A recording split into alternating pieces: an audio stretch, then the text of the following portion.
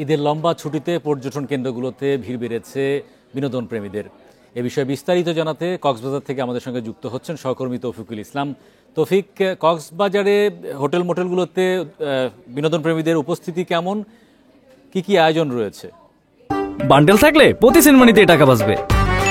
বিকাশ send money bundle কিনে জিতুন প্রতি লেনদেনে।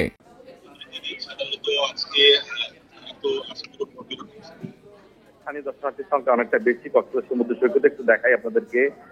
মূলত আপনারা জানেন কক্সবাজারে ঈদের যে ছুটি, সেই ছুটিতে কিন্তু লাখো পর্যটকের সমাগম হয়।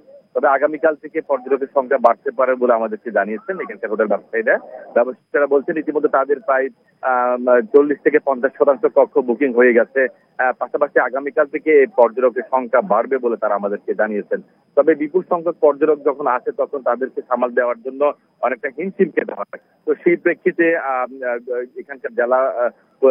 এখানকার যে জেলা প্রশাসক, টুরিস্ট পুলিশ থেকে শুরু করে বিভিন্ন আইন শৃঙ্খলা বাহিনীর সদস্যরা অনেকটা তৎপর রয়েছে এবং যাতে কোনো ধরনের পর্যটক হয়রানি যাতে না হয়। শুধু সমুদ্র সৈকত নয়, যে সকল দর্শনীয় স্থান রয়েছে সেই সকল দর্শনীয় স্থানীয় কিন্তু পর্যটকরা যাতে হয়রানির শিকার হতে না হয় সেই ব্যবস্থা নিয়েছেন।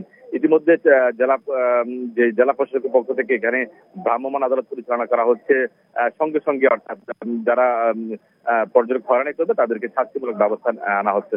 পাশাপাশি একটা বিষয় বলে রাখি, এখানকার পর্যটক যারা আসছে তাদের সাথে আমার কথা হয়েছে, তারা আমাদেরকে জানিয়েছেন অনেকটা সমুদ্র সৈকত নোংরা পরিবেশ বিরাজ করছে এখানে, যত্রতত্র ভাবে